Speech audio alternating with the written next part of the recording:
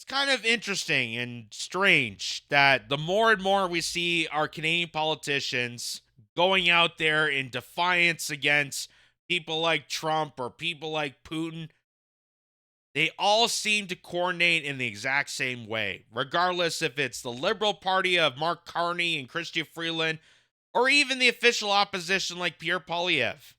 And I've warned people about this that don't be blinded by the fact that, oh, he is the opposition. So obviously he's the anti Trudeau, he's the anti liberal. Because some people have noticed that Pierre Poilievre acts and coordinates in the exact same similar ways that Justin Trudeau does, even though this guy has called him out on numerous occasions in the House of Commons. Don't be fooled by what rhetoric he spews out, by what his actions are related to. So, here from the Western Standard, just like the rest of them, Tamara Lich lays into Pierre Poilievre for parroting the Liberals. Tamara Lich, obviously, people aware, is one of the lead organizers of the Freedom Convoy.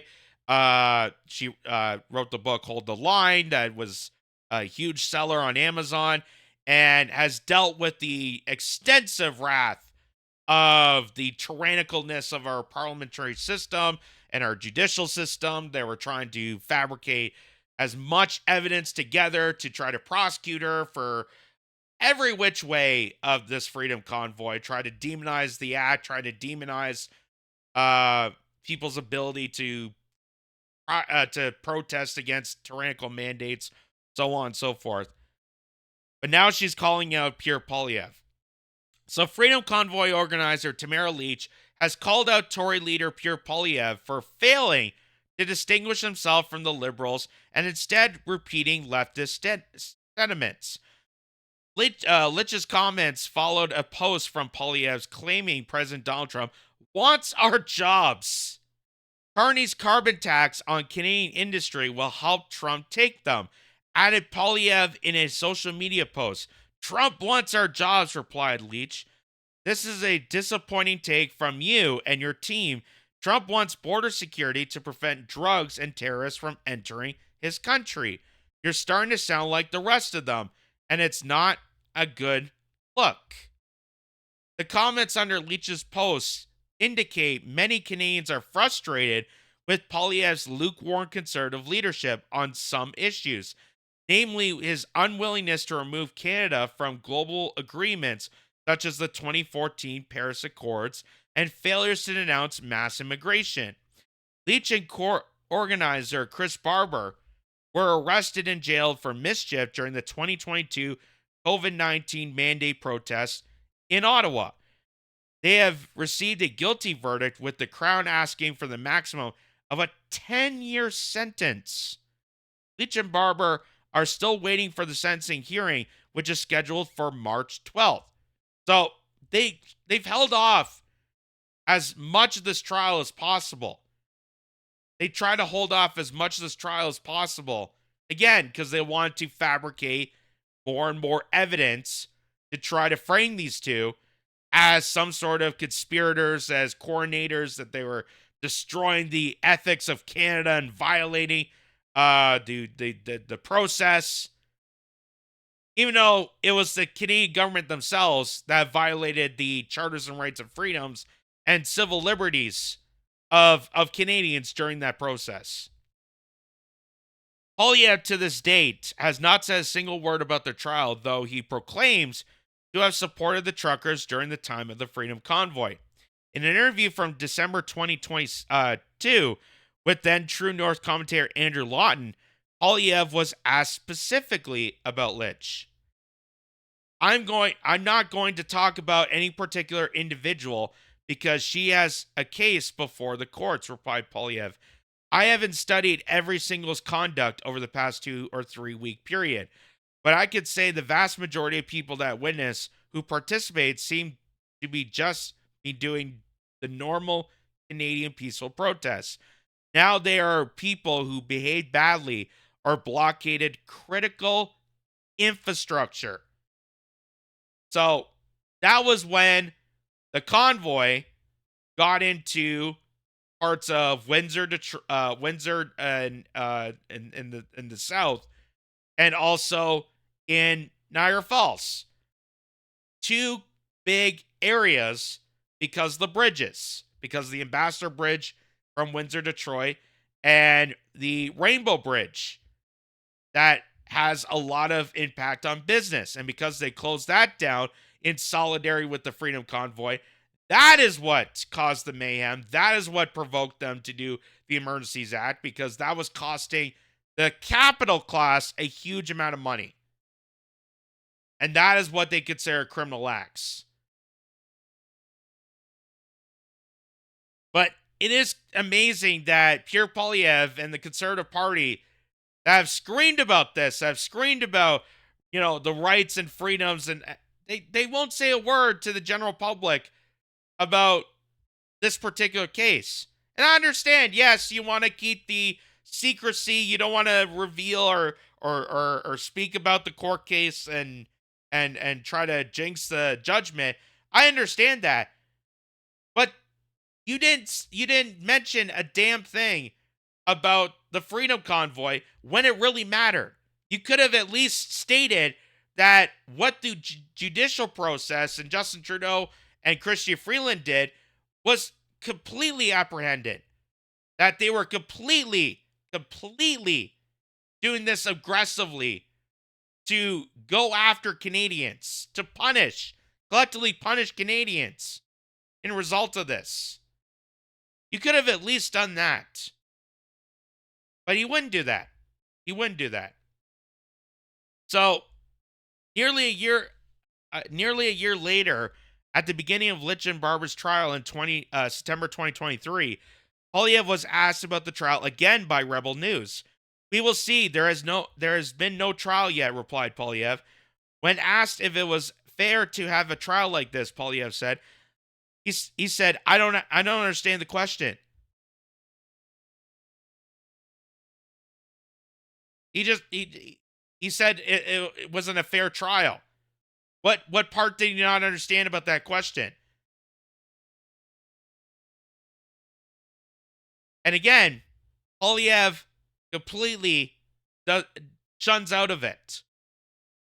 I'm sure because Poilievre serves the lobby class, serves WEF, serves his masters, and his masters don't want someone like him to comment about the unjust trial of Tamara Lich and Chris Barber.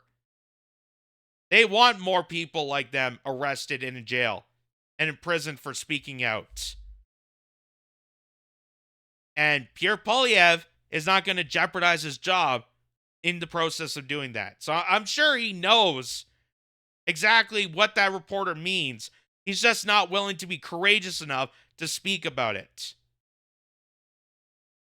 And states, I can't comment on something that hasn't happened yet. Again, you don't have to speak about the trial specifically, but mention about the fact that it's unjust that all these tactics that they're weaponizing the Justice Department to demonize ordinary Canadians that were peacefully protesting against tyrannical mandates. That would line specifically with your party.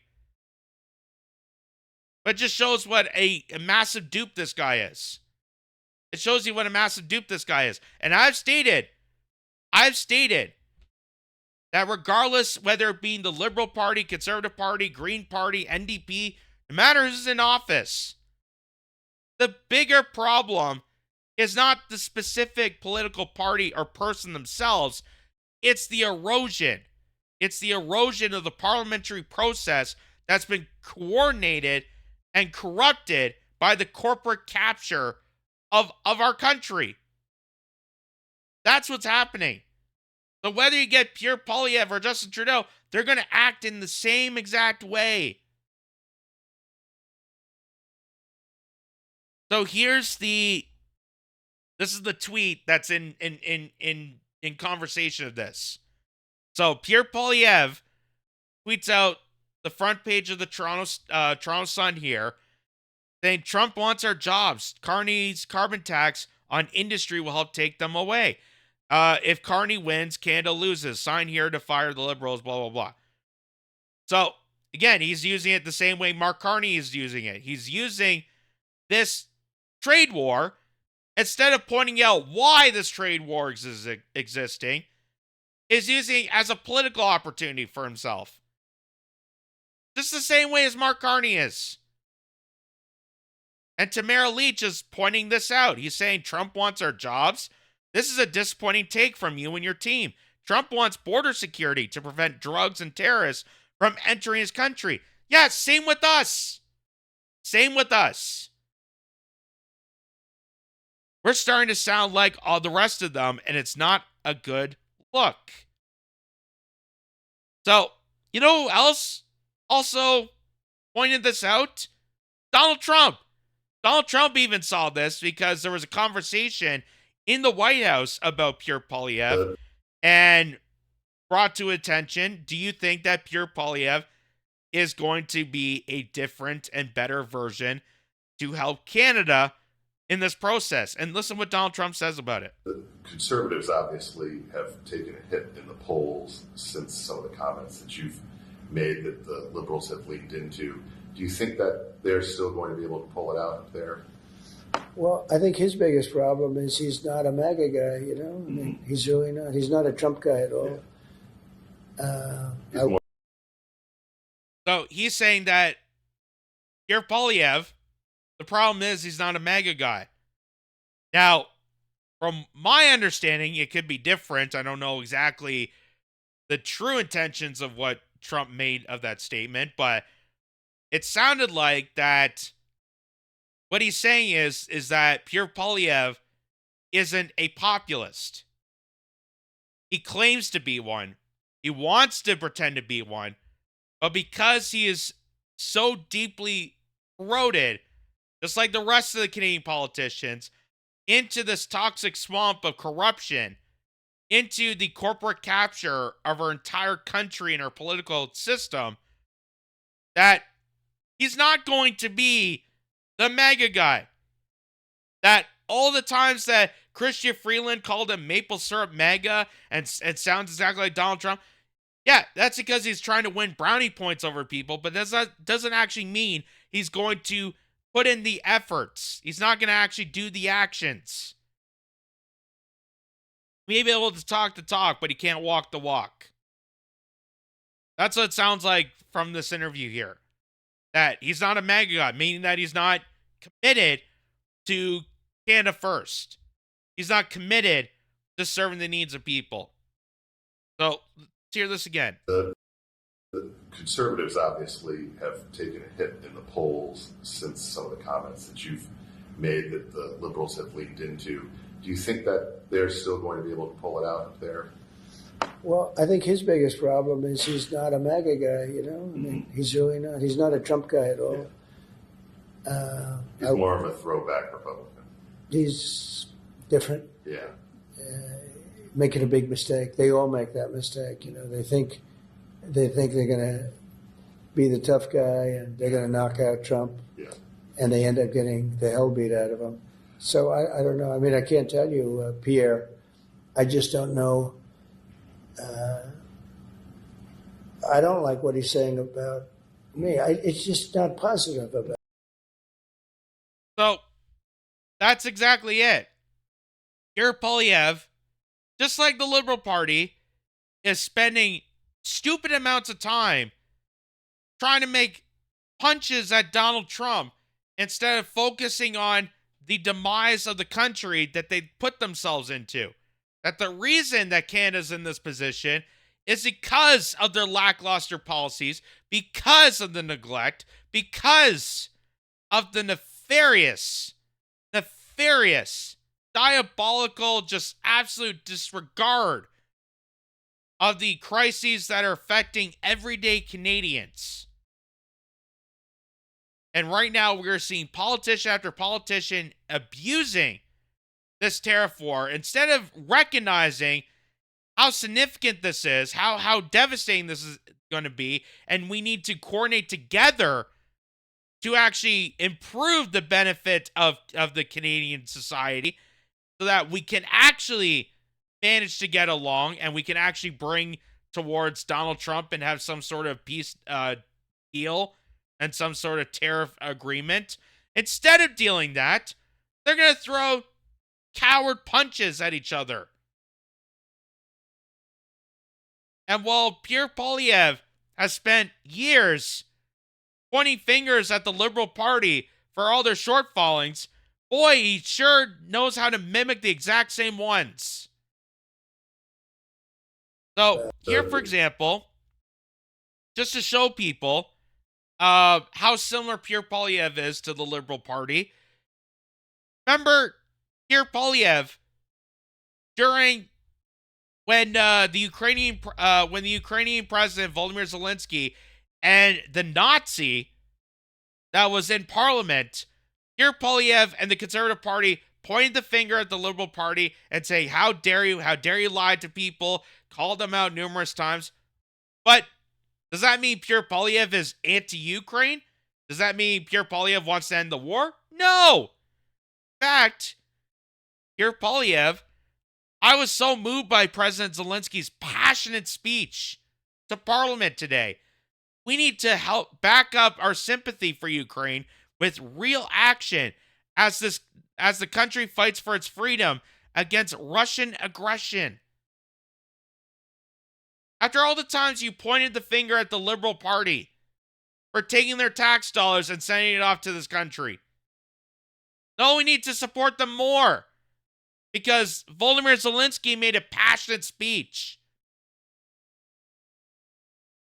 Way to be the opposition. Way to be the opposing voice in the House of Commons. I want to support him more. No, I want to support him more. And yet there's nobody in the House of Commons that has a voice of reason to saying, hey, maybe we should actually be resorting to investing into our own people before we blatantly go and blindside people and steal their money and resources to a war that we know is not going to end well. Here's Pierre Poilievre again. Back in, this is Christmas Eve of last year. I will defund wokeism and fight anti-Semitism and stand with our friends in Israel against terror. Ayanna Priapal says, fighting, excuse me, fighting anti-Semitism is playing into the most woke ultimate victim mentality of Zionism. So again, doing the exact same thing as the Liberal Party, although the Liberal Party does not admit that they're going to defund wokeism. But Pierre Poilievre is going to be a woke, just in a different direction. He's going to be an exact, almost carbon copy of a typical liberal. This guy, Bennett Hunter, who says, I am a Canadian libertarian, says, imagine being a supporter of the Conservatives and believing that they are any different from the liberal counterparts. They are called the establishment for a reason. And that is exactly the point trying to make here. Here's Frank Grimes Jr. The Uniparty is united in its fear against Trump. How about instead remove Canadian tariffs and even worse, remove trade restrictions? Have real free trade with the United States and interprovincial. Stop having the government price fix and control industries and secure the border. I haven't heard a politician in Canada say that. That sounds like a good start in the right direction. Although I don't know about the price fix thing. I'm very that needs a little bit more information. But obviously, this is someone that is taking time to actually look at this seriously, to look at the severity of the tariff war and the Trump situation and why Trump put these tariffs directly on Canada. But yet, Pierre Poilievre, Mark Carney, Chrystia Freeland, all these individuals are abusing it to their own advantage to try to win political brownie points, pretending to throw punches at Donald Trump when they are the ones that created this crisis to begin with. And Pierre Poilievre really was serious about dealing with this, about the disaster of the Liberal Party and the disaster of Trump's tariffs on the nation. Then he'd be calling out the Liberal Party. He'd be calling out the disasters that brought us to here. He'd be calling out the lackluster open borders policy. He'd be calling out the mass migration. He'd be calling out the fentanyl crisis. But no, Pierre Poilievre is too busy shaking his fist just like Mark Carney. Oh, that Trump guy. Ah! Here's even another example. This is directly from the Conservative Party Twitter handle here. Saying with Bill C-11, the Liberals will be able to control what you see and hear online. Their talking points will be forced on you, and your voice will be shut out. Kill Bill C-11. Protect your right to freedom of expression. So again, they know how to talk the talk.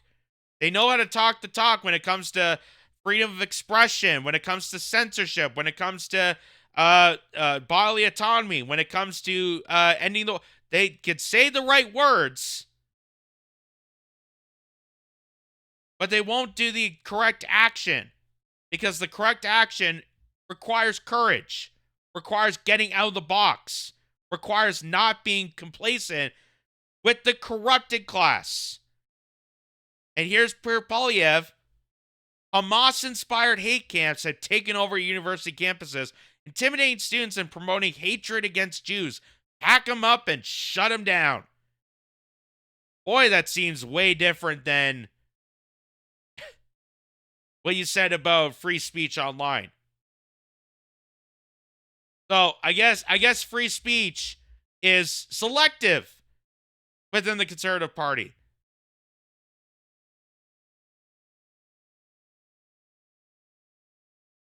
That's why I've been saying for such a long time now that Pierre Poilievre, as much as people would like to believe that he is the quick fix of this nightmarish situation, that, oh, just Trudeau out and Pierre Poilievre gets in is going to fix everything, it's not. It's not. Because the problem far exceeds one particular person or one particular party. As the great late George Carlin would say, it's a big giant club and you and I ain't in it. And that big club has corroded the Canadian identity and politics as a whole. And that is why all of these people are so unilaterally supportive of the most outrageous measures coming from outside of Canada. Because they coordinate with the WEF, they coordinate with international lobby firms, they coordinate with APEC, they coordinate with all these different nefarious organizations used to demise Canada.